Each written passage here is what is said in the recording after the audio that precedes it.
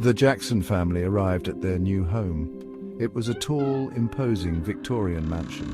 Ivy crawled up its grey stone walls. Lily, a girl of 10 with bright eyes, felt a shiver of excitement mixed with unease.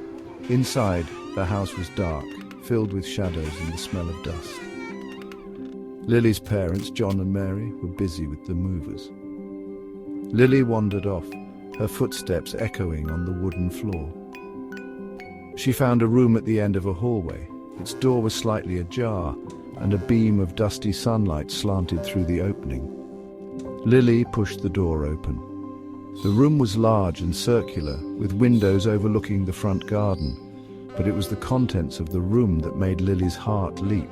The room was full of toys. Antique dolls with porcelain faces sat upon shelves. A rocking horse, its paint faded, stood proudly in the center. There were toy soldiers, a miniature train set, and a rocking chair, sized perfectly for a child. It was a child's dream come true. Lily spent most of her time in the toy room. She played tea party with the dolls, their painted smiles seeming to widen in her presence. She rode the rocking horse, its saddle creaking rhythmically. At night, she would whisper to the toy soldiers, lining them up on the floor before she went to bed. Her parents found it endearing. "She's made herself quite at home," John said to Mary one evening. Mary nodded, a small frown creasing her forehead. There's something strange about that room, don't you feel it?" John chuckled. It's an old house, Mary. It's bound to have a few creaks and groans." But Mary couldn't shake off the feeling that something wasn't quite right. The toys seemed to watch her.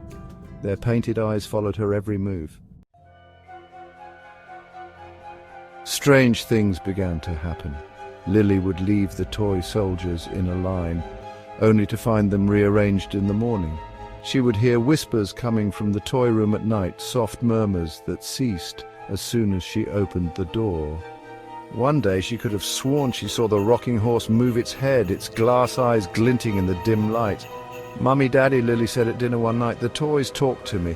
Her parents exchanged a worried glance. "Sweetheart," Mary said gently, "toys can't talk." "But they do," Lily insisted. "They're my friends, they play with me." John patted her hand. "It's just your imagination, darling. It's a big house, and you're lonely without your friends from our old town." Lily wanted to argue, but she could see the concern in her parents' eyes. So she said nothing more, but she knew what she had seen and heard. The toys were alive. Section 4. The Diary's Secrets. One rainy afternoon, while exploring the attic, Lily stumbled upon a hidden compartment in the floorboards. Inside she found a leather-bound diary, its pages brittle with age. The writing was faded, but Lily could make out some of the words. The diary belonged to a young girl who had lived in the house many years ago. The girl wrote about the toys, how they would come to life at night, but her words were not filled with wonder, but with fear. She described the toys as guardians, protectors of the house, but their protection came at a price. They demanded loyalty, obedience, and above all, they demanded to be played with. Failure to comply, the girl wrote, had dire consequences. Lily's blood ran cold. The toys weren't just alive, they were dangerous. She had to tell her parents, to warn them. But when she raced downstairs, diary clutched in her hand, her parents were nowhere to be found. Section 5. Breaking the curse. The house creaked and groaned around her. The shadows seemed to deepen, and Lily could hear the soft padding of footsteps approaching. She backed away, her heart pounding in her chest. The door to the toy room swung open, and Lily gasped.